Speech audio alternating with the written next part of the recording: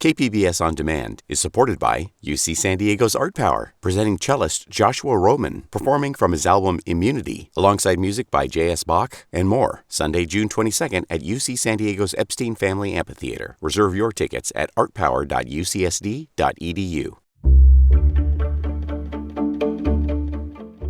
Good morning, I'm Debbie Cruz. It's Monday, November 11th. Happy Veterans Day.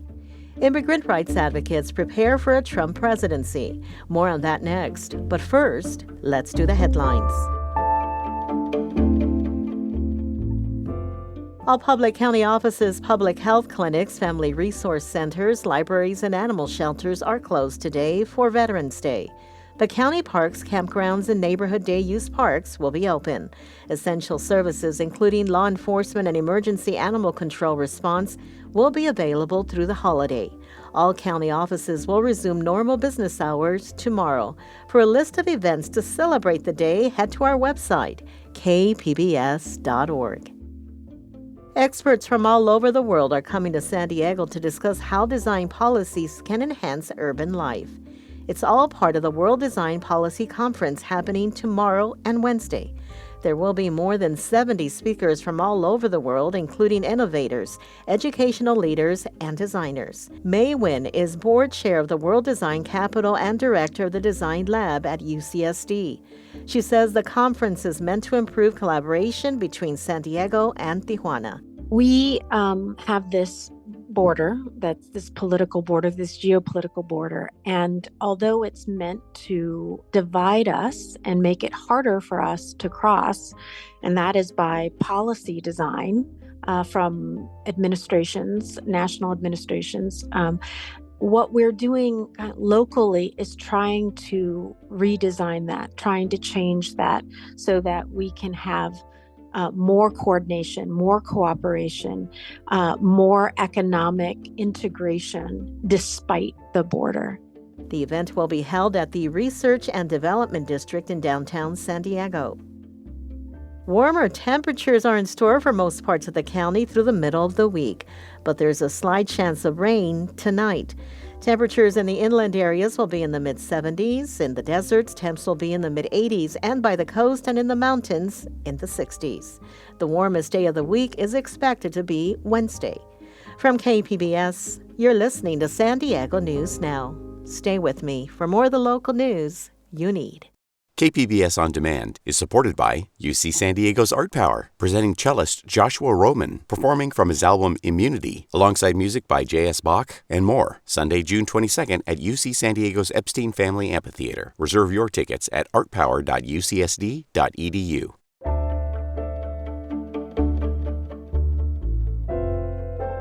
As Donald Trump and millions of his supporters celebrated an election victory Wednesday, immigrant rights advocates were already mobilizing. Border reporter Gustavo Solis says they are preparing for what might be an unprecedented immigration crackdown. Buenas tardes. ¿Cómo están? You are listening to Adriana Jasso. She's an activist with the American Friends Service Committee. It's Thursday, and she's helping a woman who broke her ankle falling from the border wall. ¿Tiene mucho dolor?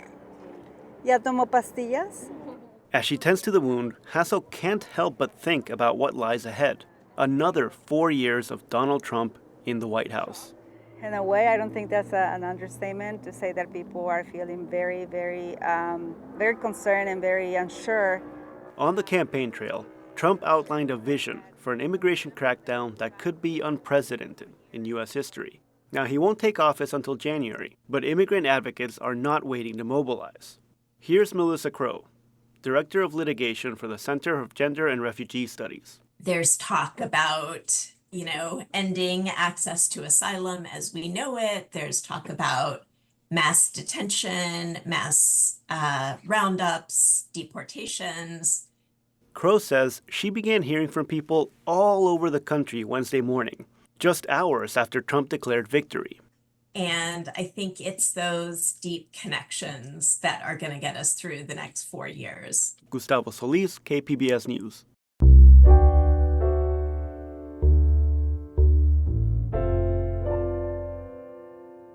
It's Veterans Day, and commemorations are happening all over San Diego. That's no different at the San Diego LGBT Community Center.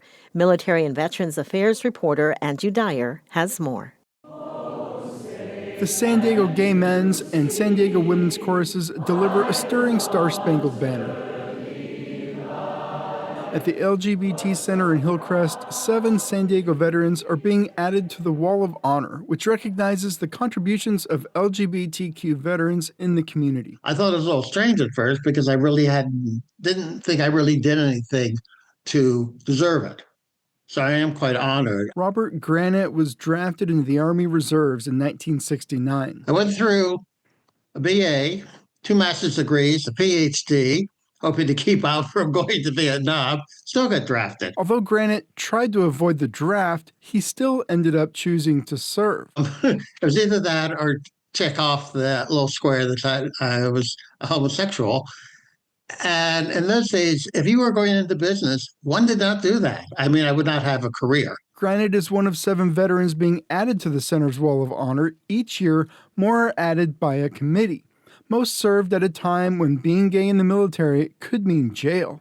Serving in such a discriminatory environment was a challenge Pele Crone says she was up for when she joined the Army in 1978. She was one of the first women in an integrated platoon at boot camp, and she refused to stay in the closet. I'm just me, and I don't care who likes me or, even if it means prison, even if it means my life, I'm not backing down from that.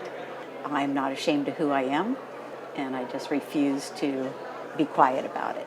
Crone says she was lucky her commanding officer supported her, and her sexuality isn't what pushed her out of the Army 2 years later. Being gay and being out wasn't the issue, it was more just being a woman.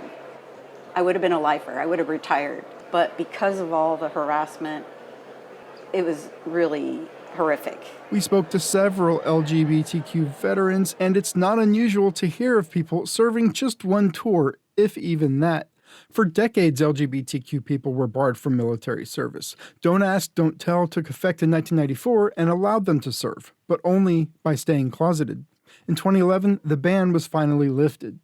Randy Hedgecock is a Marine veteran who says joining the service was one of the best days of her life. But after a year and a half, she was discharged due to what the Marines said was sexual perversion.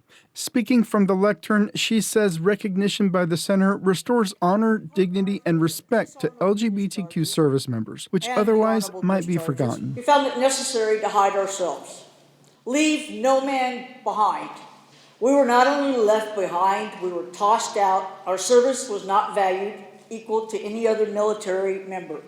Left at the hands of those who hated us, it would all have been erased. Crone says inclusion in the Wall of Honor is vindication after what she endured in uniform, battling discrimination and sexual harassment.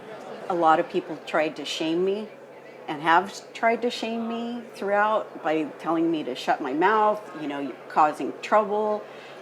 Just let it be, just ignore it. So that's what the acknowledgement for me is about, is like, wow, I finally get recognized instead of being shamed. Hedgecock had her discharge upgraded last year. In September, the Pentagon proactively upgraded discharges for veterans forced out under Don't Ask, Don't Tell. But service members discharged prior to 1994 must individually request such upgrades. Those discharge statuses are the subject of a federal lawsuit now working its way through the courts.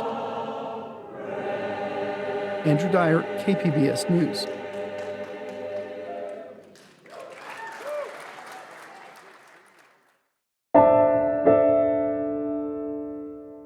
The San Diego Unified School Board announced the winners of its social media awareness contest at Mira Mesa High School on Friday. Reporter Melissa May tells us students are helping to spread the word on the mental health harms of social media through public service announcements. There are 7 winners, including Zaira Hidalgo. She's an 8th grader at the San Diego School of Creative and Performing Arts. She drew her PSA with the positive side of social media as a bright sky. and the negative side as a stormy sky. On this side, I wanted to show the negative effects of social media and how it can affect you negatively. I put discouraging statements like you're not going to succeed and you're not good enough and you're ugly. On this side, I wanted it to be the opposite of this. I wanted them to contrast. So I put encouraging statements like you're beautiful and I can do it. The contest is part of the school district's response to the U.S. Surgeon General's call for a warning label on social media platforms. This summer, Dr. Vivek Murthy wrote in an op-ed, the warning should say, quote, social media is associated with significant mental health harms for adolescents. The district says the winning PSAs will be featured on social media, their weekly newsletter, and its website. Melissa May, KPBS News. That's it for the podcast today. As always, you can find more San Diego news online at kpbs.org. I'm Debbie Cruz. Thanks for listening and have a great Monday.